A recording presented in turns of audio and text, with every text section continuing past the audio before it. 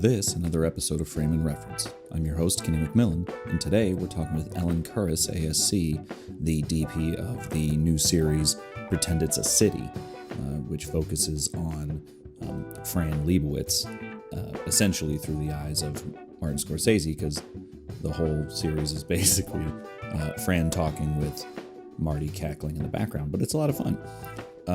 Ellen is insanely talented, amazing career. She shot Eternal Sunshine of the Spotless Mind, Blow, Bamboozled. I mean, there's just go check out her IMDb, you'll see. She's also directed a few episodes of The Umbrella Academy, which is one of my favorite shows of recent release, Ozark, et cetera, et cetera. So just, I was very privileged to have this conversation with Ellen, so I'm going to let you listen to it now. So I'm going to shut up, and here's my conversation with Ellen Kuras, ASC. The way that I like to start every podcast is, because we all come from different places, is just what got you into cinematography? Were you always a visual person, or did you come from like a photography background, or did you kind of happen into it? I kind of came to it as a director, as a filmmaker, because I watched movies for a long time. When I was a kid, we had one movie theater in our town that played the same movie for 6 weeks. So, I had to go see it numerous times. And I remember seeing 2001 for the first time and just being completely blown away. And then, kind of on the anthropological side, I saw a movie called Billy Jack, and that kind of opened my eyes to, showing that you could, base a story on a real life situation and change people's perspective about it. And then, so I kind of left cinema and movies behind because I went into a more academic field. I was into history and language and that kind of thing. And it wasn't until I was in college that my second year, I ended up taking a class in photography at the Rhode Island School of Design because I went to Brown. And the moment I heard that I could take, classes at RISD, I was like, I'm there, because I had always wanted to go to art school. My parents would never let me go to art school. So I took this photography class and it changed my life. The first time I looked through the viewfinder, I thought, oh my God, the different world. It was the first time I really looked at light in a different way. I looked at depth in a different way and was starting to learn how depth of field works and how you can really, choose your point of view. And so, the camera always stayed with me and I would take pictures, but I was always somebody who thought more globally about, meaning. And so, I ended up getting more interested in film at that point and decided I would, mix film and photography. And then when I got out of college, I took some classes at NYU at night for a thesis project, and I had to, for a master's, and I had to think of a thesis project. So that's where I was like, all right, I'm going to make a film.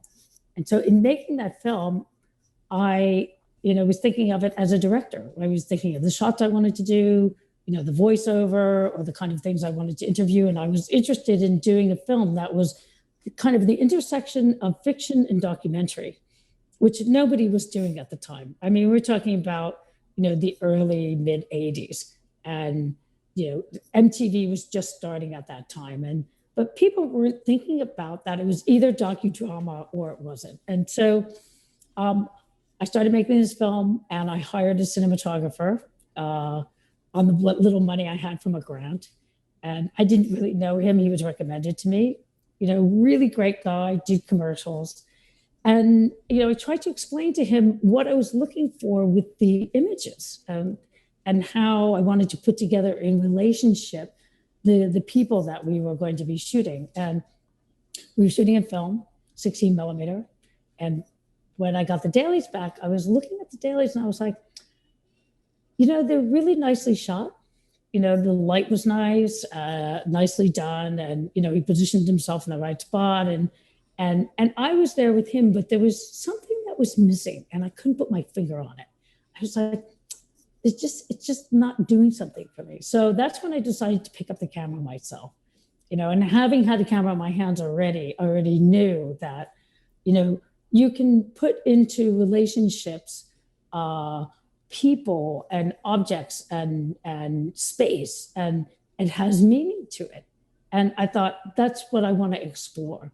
So it started this exploration for me of picking up the camera and trying to find meaning. How do I create meaning with the lens? How do I create meaning with movement? And that began an inquiry, which is still going on today. It's kind of an exploration of meaning through cinematography and now through directing. And so I've gone back to directing. I've almost come full circle. And I just came from a meeting I'm working with Darren Liu on a project, and he's this great DP, and it's so much fun for both of us. And you hear the sounds of New York City beyond. It's so much fun for Darren and I to actually get together and speak the same language. And he was so excited. He says, we can shortcut, we can shorthand. It's like, you know what I'm talking about. I know what you're talking about. So there's a certain kind of language that speaking about visual language. So, it's almost like, we understand what the idea of metaphor is and how we're trying to get to a certain idea visually. So, for me, I couldn't be more thankful for having had a real journey in cinematography, because now I feel like I know what that is, and it's still for me something I'm learning about every day and trying different things. Yeah, it's like medical practice. You never. It's a practice. It's not a thing. When Right. I think now more than ever, probably, I don't know if you would agree, but like now more than ever, I feel like DPs have to have sort of that multidisciplinary approach. You can't just, because everyone, quote unquote, everyone kind of knows the DP's job now because cinematography has become much more accessible. It feels like the most successful DPs are also directors, or also big one for me is editing, knowing, like, being really good at edit. Oh, I don't want to toot my own horn there, but like being proficient at editing made me a much better cinematographer because I knew what shots especially for like the AD or whatever, I knew what shots we could get rid of. Because I'm like, honestly, we're not going to use that. I can guarantee you we're not going to use that angle. Let's just do this other one. Well, that makes a big difference because I, as always, as a cinematographer, and this is something that I developed over time, but always was thinking about how is this going to cut together? Because even from the very first days, if you start shooting all wide shots because they're cool, they're never going to get cut together unless that's part of the stylistic approach of the piece, but you have to decide that in advance. So always in my mind's eye, I'm thinking about what is the editor going to need to tell this story? What are not only the angles, but, should I zoom in and get a close up of this, or should I do that? So I'm constantly having a conversation with myself in my head about, what it is, how this thing is going to be edited together. And so, as editing could take different forms. It could be, really long, languorous shots. Like the director could say, I want to do like 5 minutes of voiceover over 2 shots. So those are the kind of things that you take into consideration when you're approaching, the blocking and the camera and what the camera's going to do. And so, yeah, editing is kind of key to know. You have to think about it editing it in your head as you go along. And that enables you to ask questions of the director and say, so, do you think that you're going to see this? Do you think you might want this? Because they're not always thinking about that. So, a lot of times the directors are so into what's happening in the action and they're looking around them. So they're not thinking of those things. And that's part of your job. And part of your job is to, get into the mind's eye of the director and understand the story that the director wants to tell, and try to augment that vision and try to realize that vision. But also on your part is, what's the story you want to tell with the camera and with light and all of that kind of stuff, so there's lots of different elements that go into it. And so I think that, nowadays being a cinematographer it's a lot to think about because the technology changes so fast, and you have to understand the difference between the digital and what is going to happen in post and all of this kind of stuff. So because there's many more options than there ever were, but the fundamentals are still the same. Yeah. So when you think about it, it just boils down to the same kind of things. And that's the landscape of cinematography has changed so much because many more people have access to cameras. I mean, when I was starting, I had to rent a camera. It was a film camera. I couldn't afford a film camera at the time. So I had to rent one. So I couldn't go out that much. So to practice with it was a real challenge, which is why everybody did Super 8. Right. You had to wait for the film to be developed, but now anybody can pick up the camera, they can use their phone or whatever. But therein lies the difference. So, what's the difference is the point of view is the difference and how people shoot it. Like anybody can shoot, but not everybody can shoot. The thing that's been interesting is, everyone's saying anyone can pick up a camera, but not everyone speaks the language. And it feels like the language of cinema is sort of being diluted by popular content, I guess is the cheapest way to put it. Where did you learn that language, or how did you learn that language? How did you find, how did you figure out how to put meaning into a shot, or what the difference was between them? Oh, it's a really good question.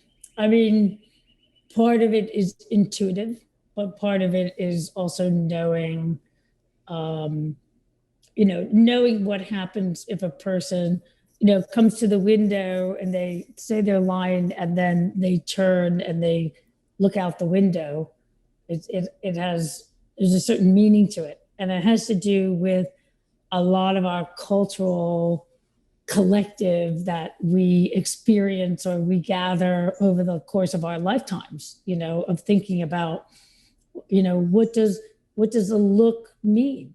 What does a turn of a head mean, or a gesture, or, somebody running across the field, as a little tiny person running across the field at the bottom of the frame versus doing a close-up and following them on a long lens.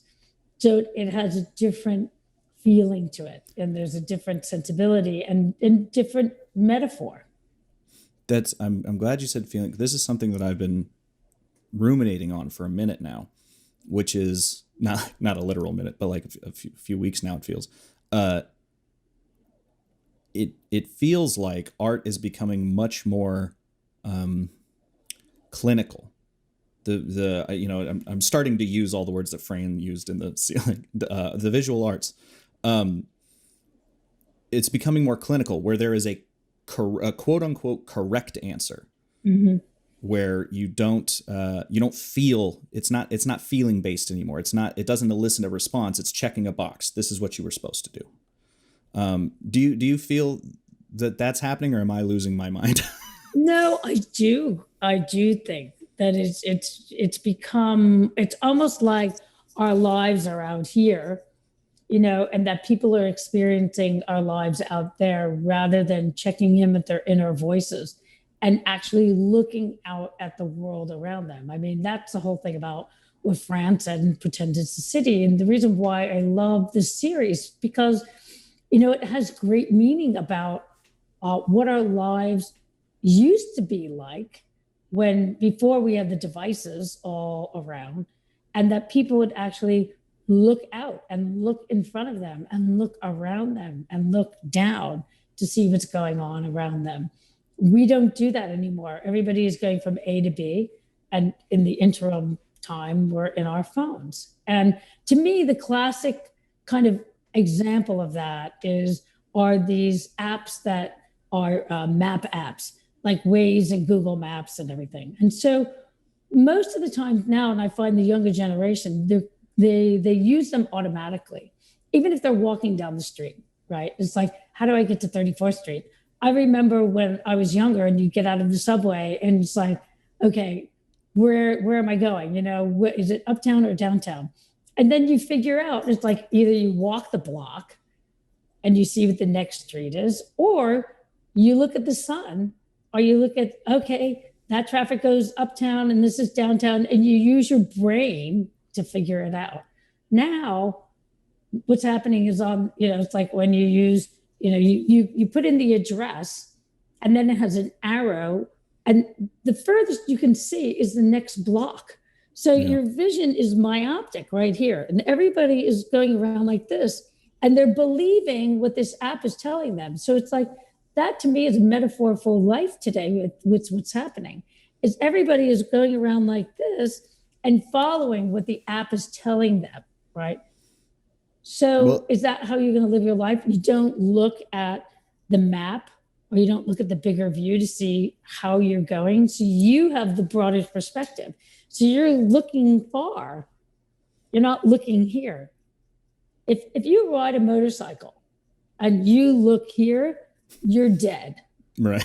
Riding a motorcycle, you have to look ahead so you can anticipate what's coming up and see where you're going to, and to know, the route. And now everybody's like this. And to me, that's, Pretend It's a City is such a great look forward in a way. Everybody might think it was like look back in the way life was, but it's not actually that. It's a look forward.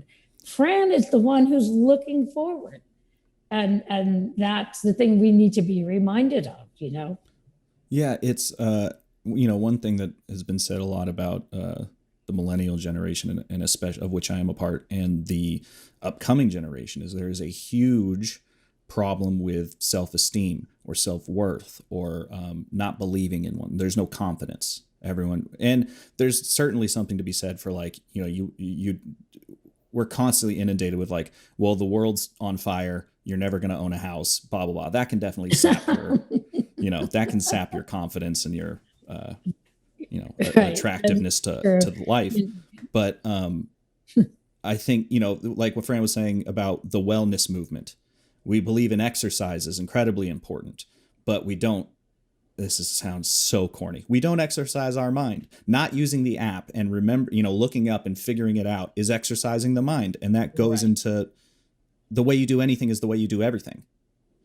And so I feel like we could make better artists out of people who do pull their head. And Lord knows I'm a giant tech nerd, so I'm just as guilty as anyone. But I've consciously tried to not be. I try not to use the phone almost ever. And also, I have an Android, so no one wants to text me anyway. I do think that's incredibly important. When I was just interviewing someone, and she was saying how, as a professor, she teaches at NYU. Her name is Maria Rusci. Blanked on her name for a second. And she was saying that the thing that digital cinematography has sort of taught her students have taught her, is that if they don't have to do something, they won't. So they don't necessarily have to learn proper exposure, because they can just push a button and the ISO changes and now it's exposed. So that now contrast starts to go, I'm now editorializing, but like contrast can start to become less important because now it's exposed, it's not lit. All things like this, where again, the thesis of that thought is the way you do anything is the way you do everything. Yeah, it's true. I mean, it's kind of like and part of it is training too, if you grow up not making your bed and throwing your clothes on the floor, good luck when you get to college and then afterwards, I thank again and again my mother for drumming into me this training, because I know that I do certain things automatically like that. It leaves my brain free for all the other stuff. You know what I mean? And sure, you could throw everything on the floor, but then I don't know, it's about organizing your brain in a certain way, and just, having certain things organized so you're allowing space for other things. And I think that, when I started in film, you didn't know what the dailies were going to look like. I mean, you were hoping. I mean, even the best DPs, and we laugh about it, because they think, remember in the old film days, it's like you're trying something, you don't know what it's going to look like. And you'd be sitting there for dailies after you shoot for the day, you'd see the days before his dailies that night. And the entire crew would be there, or all the keys. And you'd sit there and project dailies for 2 hours. And I'm telling you, as a DP, you're trembling in your seat because you're like, oh my God, did I expose that correctly? Did I screw that up? I mean, there's this element of anticipation and of really trying to get it right. And so, but there are times when things are, not quite right, but they work. And really interesting for me, I learned that very early on because I shot a film called Unzipped, right? And the director, Douglas, was a photographer, and the subject, Isaac Masrati, was his boyfriend. And so, I was running around with both of them, and we were shooting models and that kind of thing. And so, there were moments where he would take a Super 8 camera and he would shoot Isaac, which was fine. I was like, look, the only rules that we have are that, no color, it was all black and white, 16 millimeter black and white, until we get to the fashion show, right? But we can have color, but we have to shoot Super 8. No video. I don't want, forget about doing video. I think it was like high 8 at the time, and I was like, no video. But I mean, video can have its own beautiful quality. But what ended up happening is that Douglas took the film to Sundance, right? Didn't tell me, and I didn't time the film, right? So I didn't do the final print, right? And you see your reaction. It's like, what? So I happened to be at Sundance that year, and I see Unzipped, and I'm like, I'm going to go to the film. So I go to the screening, right? I'm like, Douglas, what the fuck? It's like, you should have called me so I can time the film. And he goes, oh, I didn't have time. This is the first answer print, and, we can do it after Sundance. I'm like, okay. So yeah, we'll see. So I sit down and I watch the film, and I have to say, sometimes the color gets a little magenta. Sometimes it's a little green, but it really gave it something interesting. Because remember, it was mostly black and white, right? But there were moments when it was funky, but the funkiness worked, right? So after the screening, I'm like, wow, I hear I was really worried. And I thought, I just let it, I just accepted it as it was to see what it was like, right? And I thought, I never would have done that if I was timing the film. I would have done certain things, right? So afterwards he came to me and he says, okay, so, let's talk so that we can, set up a timing session for the second answer print. And I was like, no. I said, don't touch it. I said, it's exactly the way it should be. Don't touch it. And I actually had another situation like that where I learned about how, I learned from a mistake and used that mistake to help me. So my first union movie in New York was a movie with Andy Garcia, right? And we had this hallway shot where Andy Garcia comes in the hallway, New York City apartment building, comes in the hallway, painted like glossy white. Thank you very much, right? Like a million coats of paint. Comes around the corner, so there's daylight coming in. He comes around the corner and he goes to the door, knocks on the door. There's fluorescent lights in the hallway, and opens up the door. Andy McDowell opens up the door, right? She's the love interest. She opens up the door. They have a conversation, and then he goes in, right? So I have them switch out the warm white fluorescent bulbs to daylight, right? Daylight balance, right? So, or they were supposed to put gels on them. I don't remember. This is way before Kino flows. So like regular fluorescent, right? So I go away, I come back, we're ready to go. They apparently switched out the bulbs. I didn't notice, although I can see very much the difference between warm white, cool white, daylight. I mean, you have a sensitive eye. You can see it. Right. But I wasn't really seeing it. We're all film. I mean, this is early film, right? 35 millimeter all film.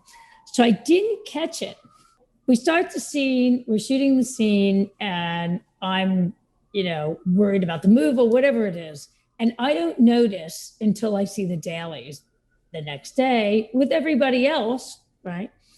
That the fluorescent light over the doorway where they were standing and talking had not been switched out. So what color is it? Green. right? Sick. Now, this is all photochemical. So this is way before you can a DI. I mean, DI wasn't even thought of then. It wasn't even a thought. Mm. So the idea that you could change it digitally didn't exist. You had to live with the green, and I had to time it. And you only have certain, you can either, take out the green, which affects the exposure, or deal with the red, or deal with the yellow. So, you're dealing with three colors. Hello, So I had to time it in such a way that it was less apparent, right? And I was so upset. Because it was just, to me, it was like, and I'm such a perfectionist, and for that to happen was just killer. So the next movie I did was the Mod Squad, and I thought, you know what? I'm going to now take that green and I'm going to use it everywhere. So that's when I started using uncorrected fluorescent lights everywhere. I was using cool whites, warm whites. I mean, warm whites get really dirty, but the cool whites have a really cool look. Was mixing light everywhere. I was using mixed light. That's how I started using mixed light. People and the cool were whites, really cool whites are about like 4,000 Kelvin. Or yeah, they're more kind of blue. They got a blue. There's like cyan. Warm whites are kind of dirty green, yellow, right? So I like the cooler, crisper look of that, and so I started using them everywhere, right? And mixing light. Up to then, the only person who was really mixing light was Robbie Mueller. He would mix light, right? And I loved his cinematography, so I was well aware of how he would use neon or fluorescence or that kind of thing. So I was like, I'm doing that, because now I'm not going to let that beat me. I'm going to use the green creatively and artistically. So that was my story of green. Well, it's interesting you say that, because I'm a big, I wrote this down and my friend said, don't talk about this, but I'm glad you brought it up. I really like green, and everyone says, oh, it's ugly color. You need to time that out. And I'm like, I don't like a green shadow. I don't know why I love it so much, but I do. But green, a lot of us cinematographers love green. I like cyan green, but look at all of the like commercials. We add so much green into it and green softens the entire image.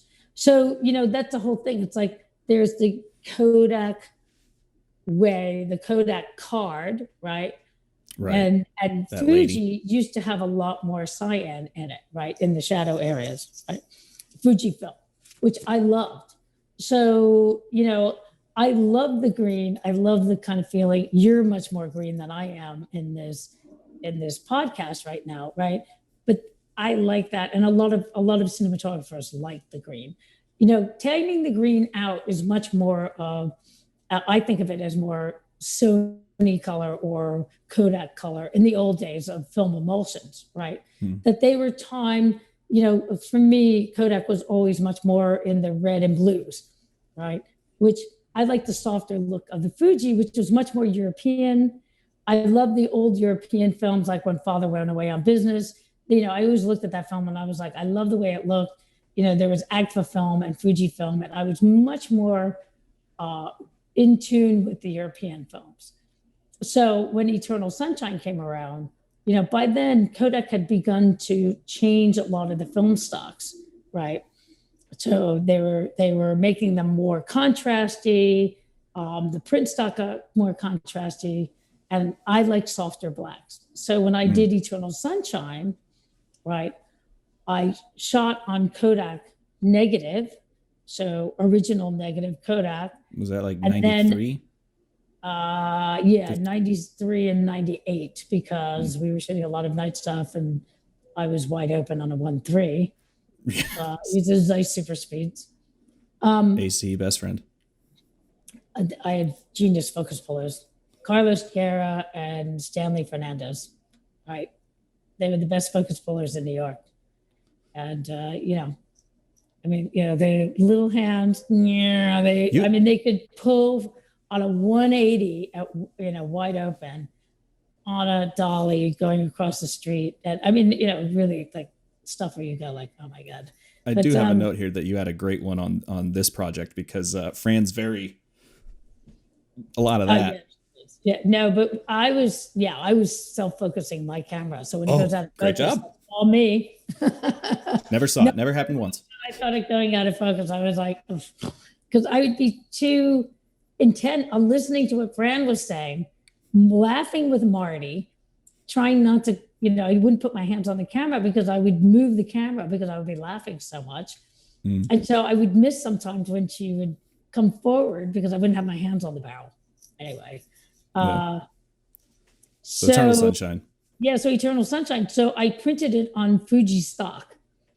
And it was really wonderful stock. It was really rich in the colors. And I loved all the cyan in the shadow areas. I just loved it so much. So we did some first answer prints. We printed it in dailies, right? Because I needed to do some dailies references because at that point we were looking at some things digitally we were looking at it on HCSR wasn't invented by then. So I think it was on Beta SP, right? So we looked at dailies on Beta SP, but I did have prints made so I could see what it was going to look like on print.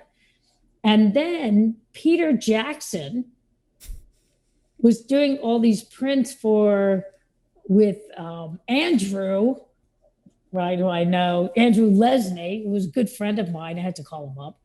And they were printing Lord of the Rings, and they didn't like the green in the Fuji. So Peter Jackson got them to take the green out of that foam stock. Oh, no. And I was like, I couldn't believe it. I called up Andrew Lesney. I was like, Andrew, what are you doing? That's my favorite foam stock. So then I called up Beverly Woods, who was a genius over at Deluxe, right? Who was doing all the DIs with everybody. Legend. Beverly Woods, she's an amazing, amazing person. Super smart, started out as a chemist at Kodak, and then became the point person for all the top DPs in the world. Oftentimes, it'd be like midnight and I'd see her sitting on a curb in the Deluxe parking lot with Roger Deakins, or then she'd be walking down the hall and she'd be with Chivo, or she was with me, at 1 o'clock in the morning looking at prints for Eternal Sunshine before the premiere, and I'm like, it's not, we got to lighten it up one point, She was like, okay. So anyway, so I asked her, I said, listen, I need you to get as much of this stock as you can from all over the world before it gets all used up and put it in a vault so that when I do all the prints for Eternal Sunshine, I can print it on that stock. Yeah. Those are the kind of negotiations that go on behind the scenes. Well, I'm glad you brought up all of that because obviously one thing I noted about Pretend It's a City is the color. Two things. The color. I know you shot Venice, right? Was that on the whole thing or yeah? Primarily, there are different. There was another piece of the material with Spike and Fran, which we had shot 5 years ago. Mm-hmm. That was before the Venice came out. So right. I think I shot that on the Alexa. So so it's a combination. But all of the interviews with Fran and the Players Club and everything that's walking with her on the street, that was with the Venice, with the Rialta, when we were on the streets. And I noticed that I wanted to ask if this was in the DI or if I would assume this was on the lens, but there's a beautiful diffusion, especially in the sit down. And you said it's the Players Club that they're in that like bar set. Yeah. Set, quote unquote. Yeah. It's a real bar. Yeah. That was my friend Nick, who's the director I was talking about earlier, was sitting there and, we're watching it and he's going, I love this wide, like there's a wide shot to her right, kind of, shadow side. And you can see someone's at the bar and someone's bartending. And Nick was just like, that's the best shot. Like just enamored with that. But I wanted to know, like, what was that diffusion? What was that look you were going for? And I guess a further follow-up is, which I assume you had a hand with the DI. What look were you going for? Was this kind of like just an instinctual, this is how I want it to look? Or were you attempting to replicate a certain film stock or look, or did Marty have a hand in what went in there? Was he going for something specific? Well, I knew that, I mean, I wanted to make it a painterly image. Yes. Yes. So I that was received that. my intention to go, and I mean, a reference would be, Rembrandt, and Velasquez, I mean, really, I've loved them for so many years. And to me, I had done something like that with Bob Dylan, actually, where Bob had asked me if I would come in and relight his appearance on Saturday Night Live, not Saturday Night Live, on the Letterman show. Interesting. It was the second to last Letterman show ever of the original one, and he was, and he had asked me to come in and relight it, and do it with one camera. And I thought, okay, let me see how that's going to go, because those guys who've been lighting the Letterman show have been doing it for 35 years. So it's Right. like kind of coming out and saying, "Hi, do you mind if I relight this? I know this is your second to last day on this show, but so that's what I did." And I turned off, I think, all of the lights except for 5, and just made it look like I wanted it to be painterly. So, so I was making contrast and putting in warmer lights. And Bob said, he goes, "Oh my God, it looks like a Rembrandt." And I was like, yeah, that's the point, So here I was being a copycat again and wanting Fran to have that kind of elegance. I wanted it to feel elegant and like it was a painting, and that, she's the living painting. She's the living legend, and so is Marty. And it's like, so let's create a cinematic environment that feels, like this is a portrait of an artist, a true artist like Fran. And she is, she's really a visionary person, and she sees the world the way it is, and she says it the way the world is. You know what I mean? She just says the way it is.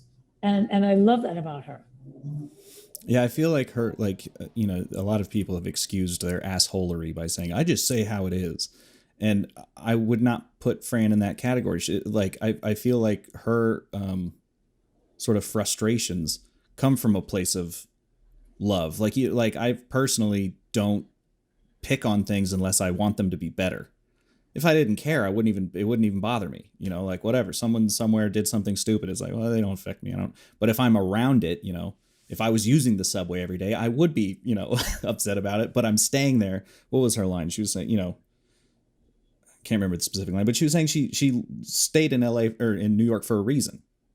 Yeah. Well, she is about people being civil to each other. People, like she says, pretend it's a city. You're not all by yourself, and that being a really good point about our lives. We don't live in isolation, or go live in a cabin. You can do whatever you want, but it's kind of like, look around you and remember you're a human being and there are other people around.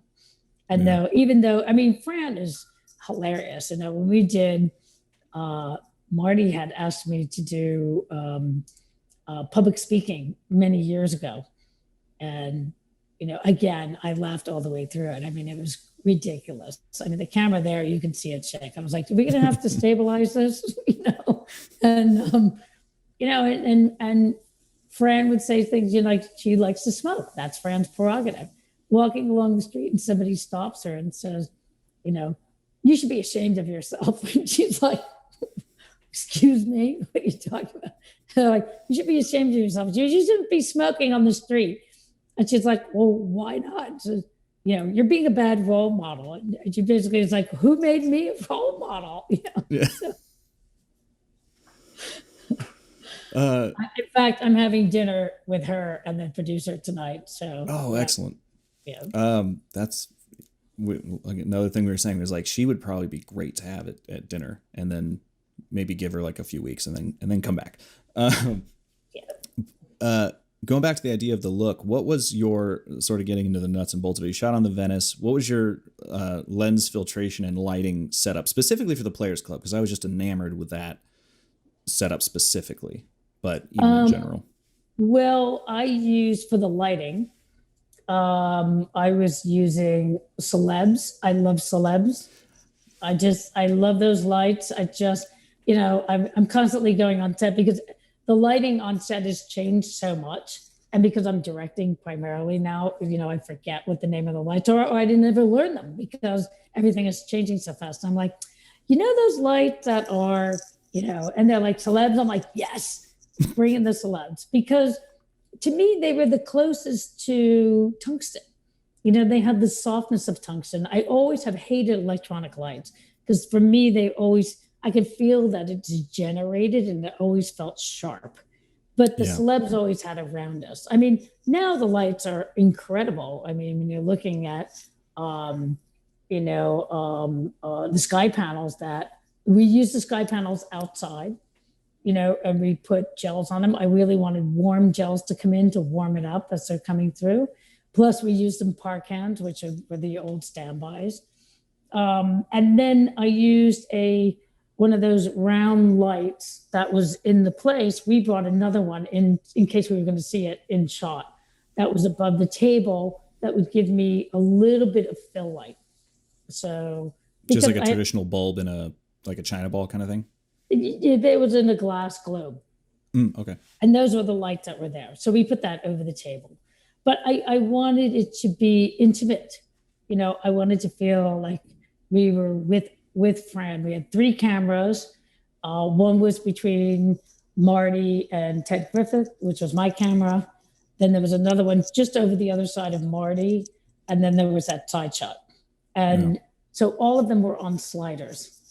And, I basically briefed the other operators about what I was looking for and, listen to what she's saying and when do you go wider, when you go tighter. And then I would have monitors so I could see what they were doing, so I could actually say to them or motion to them, go in and that kind of thing. So I still have a modicum of control even while I'm behind the camera.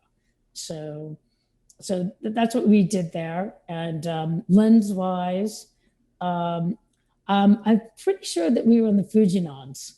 And great. Yeah, they're really beautiful lenses, and they could work well with and they had the range. The 19 to 90 had the range that I was looking for, just to get in enough. I mean, the 24 to 290s are often really great because now Fujinon, they have a much more wider range of lenses. Now even in larger format, but it's like being able to get in if you want. And I knew I didn't want to get too close on Fran. I mean, just thinking that, first of all, it would feel way too TV if I was in too close.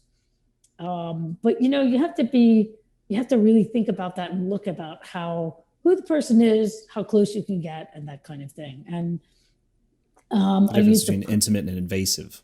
Yeah, exactly. And also because, for me too, as I'm getting older, it's like I'm looking at myself on the Zoom going like, okay, I'm just going to sit like this the whole Zoom time, is right? nature's diffusion filter.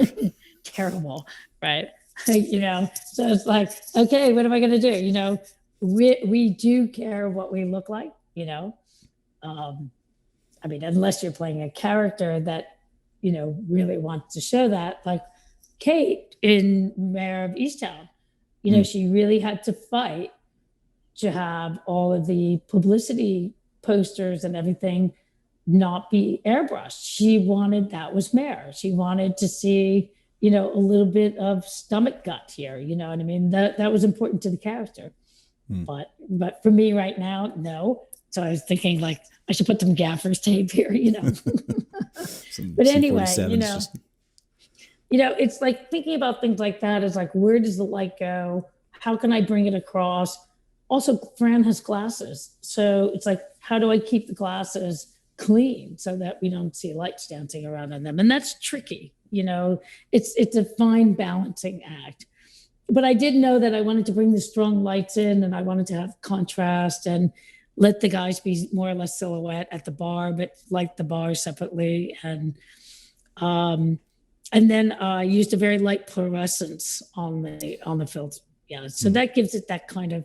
They're really interesting filters. They give it that kind of a glow to it. So.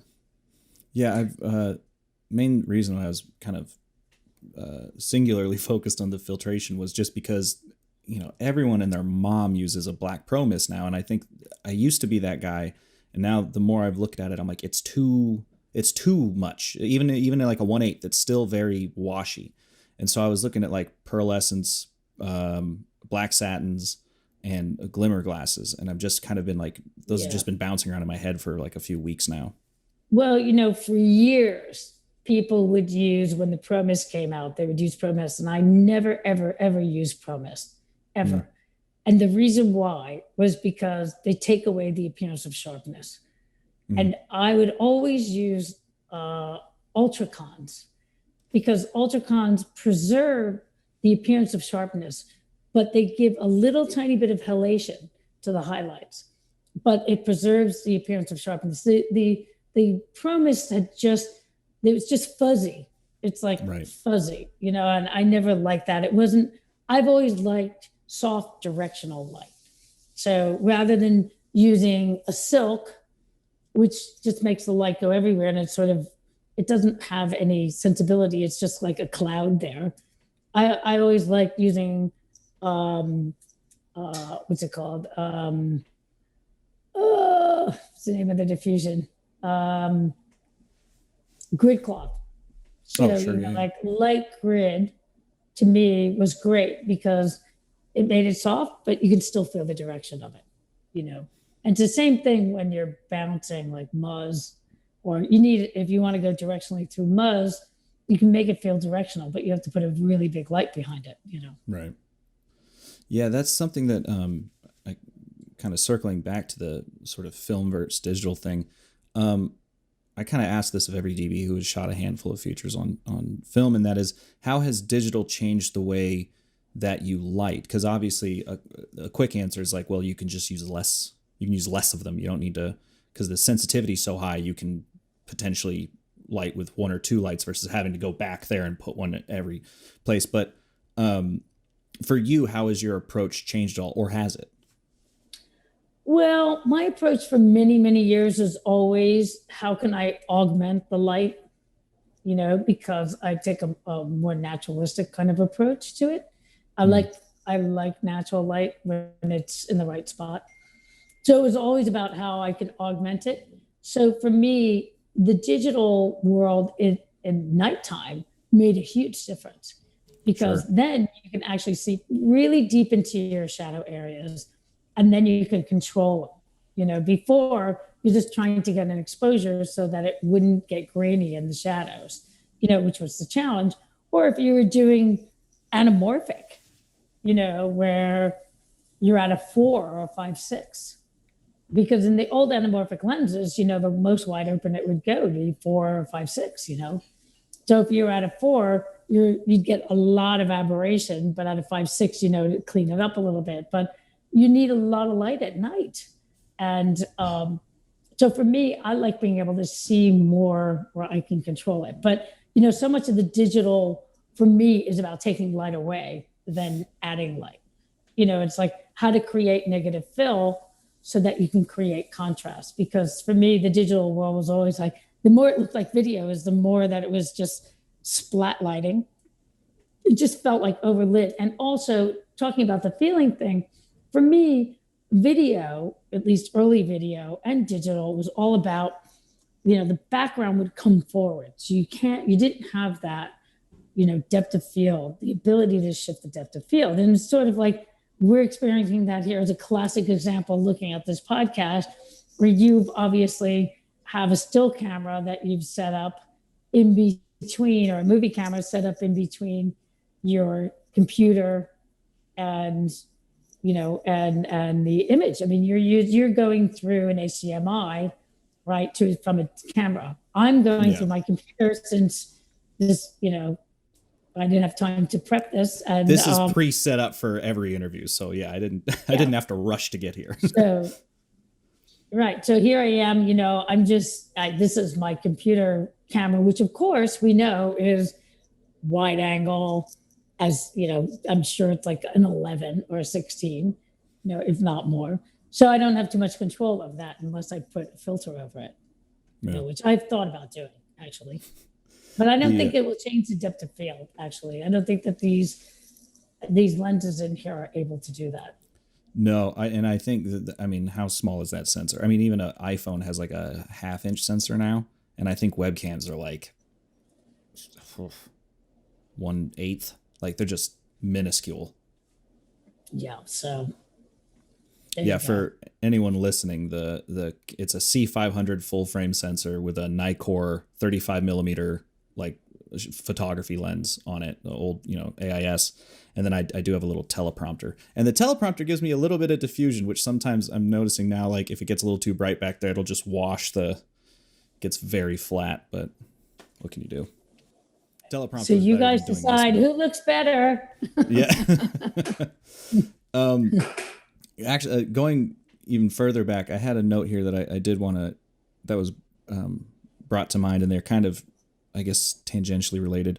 One of them was Duke Ellington, and someone was talking, and he was talking about conservatory jazz musicians versus, I guess, just doing the work, figuring it out, feet going with feeling.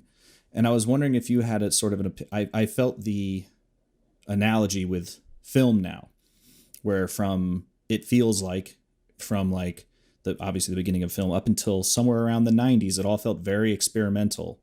And then now it's very much like kind of what I was saying at the beginning of, there's a correct answer. Like I feel like film school has not helped foster creativity or film education. It's helped foster sameness. And that conservatory versus doing the work thing kind of struck me as being analogous in some way.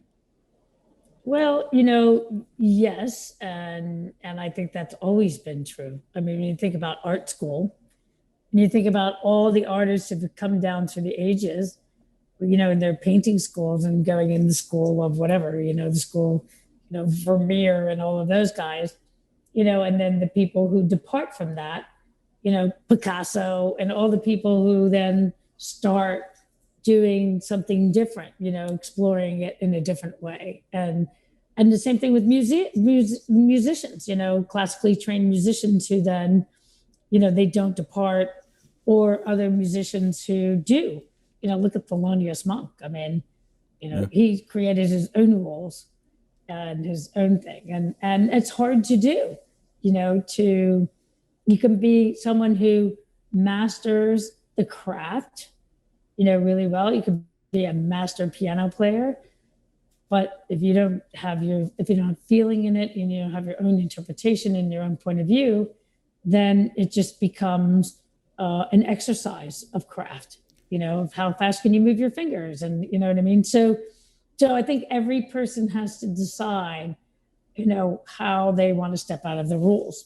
And, I was talking to Darren about this too. It's like, we live in New York in a way. We said, well, we never moved to LA because there's a certain kind of spirit in New York, which is, it's not confining to the rules. There's something that's, there's a free spirit in New York that we both feel, and it inspires us. It inspires us to be bold and daring where you don't normally be. Like when I did Personal Velocity, I mean, me going into the digital world, it was like the second time actually, because the first time being bamboozled, which was these amateur cameras where the lenses are shit, I mean, they didn't resolve well at all. Spike likes to do wide angle shots, and they can't resolve. The lenses look totally out of focus because the lenses couldn't resolve. I mean, they're not even digital. I mean, we're talking tape, right? So it's like, how do you maneuver that? How do you manipulate that? The office set was on the north side of an office building in Manhattan that looked out on the sun side. I was dying, Yeah. So then when I got to Personal Velocity, for me, I was like, okay, I'm just going to accept this medium. I didn't want to do it. I wanted to shoot film, couldn't do it. That wasn't part of the approach with those cameras. So I just thought, all right, I'm going to decide on my own rules. So instead of shooting it at um, a 60th or a 50th, because we were shooting in PAL, so not a 50th of the shutter speed, I shot it at 125th, right? And the guys, when we did the test to do the film out, which film out was just a beginning at that point, so it was a baby industry. And they were saying, oh, no, but you can't do that, And I said, why not? And they said, well, because you're going to lose half a field. And I said, how much is half a field of like interlaced? Yeah. Like half of actual field. Okay, got it. Yeah. I was like, nothing. How much is that going to change that? But the way it feels to me is more filmic at 125th. It feels more like cinema, less like video. I'm doing it at 125th. I don't care. Right. So they're like, all right, we'll see when we get to the film out, So, and then I would trick the sensor. I mean, I don't even know if the sensor is probably the size of a pinhead at that point, to the white balance. I would trick the white balance and then put film filters on it and just over, and so I was doing all this stuff because I was like, just trying to get it to do something and be interesting. And then I didn't put the attachments on to do the, the anamorphic, so you have the full frame. I didn't shoot it full frame because I was like, I already have to think about, I'm not going to be thinking about the, cutting off the frame. Besides, if somebody gets a hold of it, I don't want them to think that they can use the full frame for the 133 version that you had to do in those days, right? And then I was like, I'm not going to look at the focus on this viewfinder, the flip out viewfinder. I said, I have to have a monitor next to me at all times. And I operated the whole film like this, looking at the monitor, because I have to self-focus. Right. There's no markings on there. You can't have so I did all of that because I was like, all right, I got to find some way that I could deal with this camera. And so then, when the film came out, it won the best cinematography at Sundance. It was the first digital film. There you go. And everybody was like, oh my God, looks so beautiful. How did you do that? And I basically said, because I didn't listen to anybody. So you have to follow your intuition, and that goes back to what we said about the feeling. It has to be about the feeling. Yeah, that was, and I think too, like another line that Fran had said is like what was it? Grand Central Station's beautiful because one person built it. And it wasn't, like the rest of that sentence, if I were to elaborate using my own words, is like, it wasn't built by committee. Yeah. And I think it's that vision that I think is incredibly important. And you have to make decisions. I mean, that's the thing about being a director or being the DP. You have to make decisions about what it is. And that's part of that, of decision making. It's, I want this, I don't want that. I don't know what I want, but I know, it's like all of those kind of decisions that get made. Yeah. And Grand Central was great until they put up all those advertisements for so many years. Oh, it was, by the way, very cool that they let you, I was that light switch can't be the actual light switch. I'll let you figure it out. Oh, you bloody woman. But it was a great shot. I love that. See, Fran's magical. See? Yeah. You never know. I mean, now I think everybody's got to walk around New York City, right? Go to all the spots that we went to, and check it out. See if you can find them. I just had an interview with David Attenborough's DP, Gavin Thurston, and you and him seem to have a similar, you need to break the rules. You have to do your own thing. And so one question I had for him that I'm going to pose to you is, working with someone like David Attenborough or working with someone like Martin Scorsese is something that I think many people would envy or whatever. But something I've always kind of wondered is, what is something that Marty has taught you that you've carried through into your either personal life or work, something that he's potentially modeled that you're like, I'm doing that? Marty has from the past, and I've known Marty since I kind of came into the family. I was invited by Emma Tillinger to work on something with Marty years ago. And I know Emma Tillinger-Koskoff. I know her from the movie Blow, when I was a DP on the movie Blow. I always say we did Blow together, but and people look at me like, what? But the thing about Marty is that, Marty is interested in telling stories that have meaning, and working with him, I know that it's important too, that, the reason why you do certain things, the reason why you take certain shots is because they mean something, so it's just not arbitrary, that it's about telling the story that collectively has a certain, message or a story or, a certain experience. And so I see him again and again, he also goes and listens to that inner voice about, what's important. And a sound person was telling me that I worked with about last month. He says, "Oh yeah, I worked for Marty many years ago. And I had to do this pickup shot with him. And it was for sound, right? So they had to do this sound recording. And he said, I was scared shitless, Martin Scorsese. And I go in there and, I tried to set up, what we were doing as much as possible and, to get the cleanest sound. And Marty was like, I don't want the cleanest sound. I want it to feel like this. And I don't know what it was, that they were scratching the dirt or whatever they were doing. It was like, it was completely not what you would expect from a perfect sound recording, but he was doing it for a reason, because that's the way it sounded. There was this realness to it, and he wanted to get to the realness of it.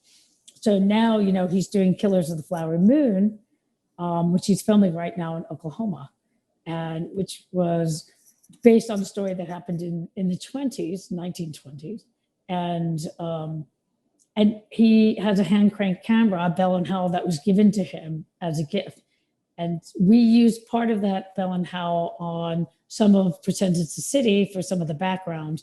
And now he wants to use it again because the cameras at the time were hand crank cameras.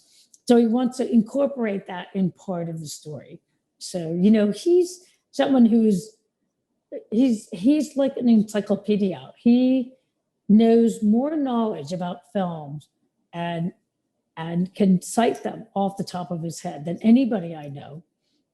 He's always thinking about, cinema and references and that kind of thing. And it's such a pleasure to be around him and to talk with him and to see how he's reacting to certain things, what his reactions are. And so much is about, shaping it for that meaning. Is there, that brings up, this is a silly question, and I know we're coming up on time and I don't want to hold you all day, although I could talk to you for fucking hours. I'm loving this. Is there a movie that Scorsese doesn't like? It seems like any movie you name, he's just like, let me tell you about all the fantastic things about this film. Did he talk about the Marvels TV shows? No. No, I don't know. You'd have to ask Marty himself. Yeah, sure. I just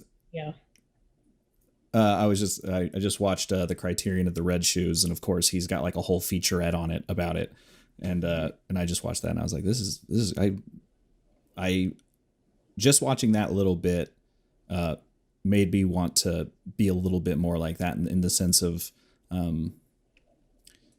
not necessarily encyclopedic knowledge, but just that love of cinema and the like really digging into it. Because I came from I loved growing up. I had the same like one theater type thing in my hometown, but it was always like the sci-fi movies and the kind of more fun blockbustery type things that I was always into. And that while it was still true cinema for me, the experience was true cinema. I never got into filmmaking, so to speak. And then even throughout college, it wasn't, there was my joke earlier was if it was on Criterion, I didn't see it. I didn't see the real, like I left film school not having seen Citizen Kane, and a while there wore that as like a badge of pride. I was like, they didn't even make me do it, but they did make us watch Do the Right Thing about 100 times. That's so funny. Well, Criterion is amazing, and thank God for them. They actually preserved a lot of film. They have an archive of Spike's work now, and Yeah. We went through a lot of trouble to go back to the original materials for Bamboozled, because we had to do one of the first film out ever in the world was Bamboozled.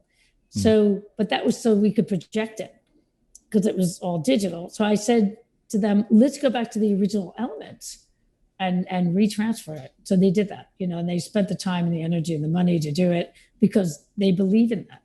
And the same thing with Marty, he believes in that. He's very active. He has a film foundation, which is all about preservation. And my mom is a huge movie buff. She watches movies all the time. She can tell you who the third grip is on movies. And she loves Westerns, and she's 90 now, still very sharp. She watches one Western after the other. That's when I catch up on the Western. And she used to be a huge fan of TCM. And Marty used to take the time to write little synopsis for TCM. And they had a booklet. And she said to me, she goes, tell Marty, I'm really upset that they stopped that booklet. I always enjoyed it. My mother, right? Right. And I was like, Marty, you have a fan of my mother. She's 90. So that's always worse when your mom, like, not that I've experienced anything truly like that, but there has been, you move to LA and your mom's like, have you met this person? Because I would like to have a word with them. And you're like, no, I don't. They don't just walk around my house. No, I have not. Well, my mother has a whole relationship with Spike. Oh, good. Because my parents lived in San Antonio for 30 years, and she was a huge Spurs fan. So I would always have this thing going on between the Spurs, and my mom knew all the Knicks. And, she's very funny. She's like, tell Spike, when are you talking to Spike? Tell him. And then she would say, tell Spike not to have so much bad language in his films. That's fantastic. Anyway, that's my mother. I will definitely have to part 2 a conversation at some point next time you're free, because I'm loving this. But I will let you go here. But I do end every podcast with a question, and that is, what sort of one, either whether it be object or a life change or a resource, can you point to that maybe not most appreciably changed your career as a cinematographer, as a filmmaker, but one that just really comes to mind first? Yeah, that's a really good question. Oh my God. So many things. There's so many things that are little changes. Well, when I was doing my first film, my first documentary, I landed in Cambodia. We were the first film crew in Cambodia after Pol Pot. And I had convinced a good friend of mine to do her thesis film in Cambodia because I knew she could get in. And so it ended up coming around that I ended up going as a cinematographer, because I recommended a guy that I was working under for a while. He ended up not being able to go. And so I convinced her to go, even though I had to find a camera and all of this stuff. And so the first day we land, the second day we get taken to the killing fields, the real killing fields. Jesus. And the Vietnamese had put up a makeshift shrine that was just a bamboo structure that had all of the skulls. And, a lot of the skulls had still the bands around them with the bullet holes in them. And, it was very fresh. The killing fields was still, there were bones and pieces of clothing all around us and everything. And so, I was a novice, I got out and I just, I set up the camera shaking, and I take out my light meter, and I'm thinking like, oh my God, I don't know if I really know how to read this thing. And I was like, please God, just don't let me fuck this up. So prayer. Yeah, so prayer. Well, that's what's a good thing about digital now. It's like, now you just see what you get, you don't have to pray to God anymore, right? Yeah, that was actually earlier when you were saying like how nerve-wracking dailies were. That's what I've heard most cinematographers say is like, well, now I get to sleep at night. That's fun. Yeah, exactly. So there you go. So that's sort of like, I was like, I better learn how to read this thing. Yeah. Well, thank you so much for your time. I really, really appreciate it. Like I said, I hope I can have you back on at some point just to continue, because these are the type of conversations that I started this podcast for. So, yeah, thank you so much. Thank you. All right, take care. All right, bye. Bye-bye. Bye. Frame and Reference is an Owlbot production. It's produced and edited by me, Kenny McMillan, and distributed by ProVideo Coalition. Our theme song is written and performed by Mark Pelly, and the F&R Mattbox logo was designed by Nate Truax of Truax Branding Company. You can read or watch the podcast you've just heard by going to provideocoalition.com or youtube.com/owlbot, respectively. And as always, thanks for listening.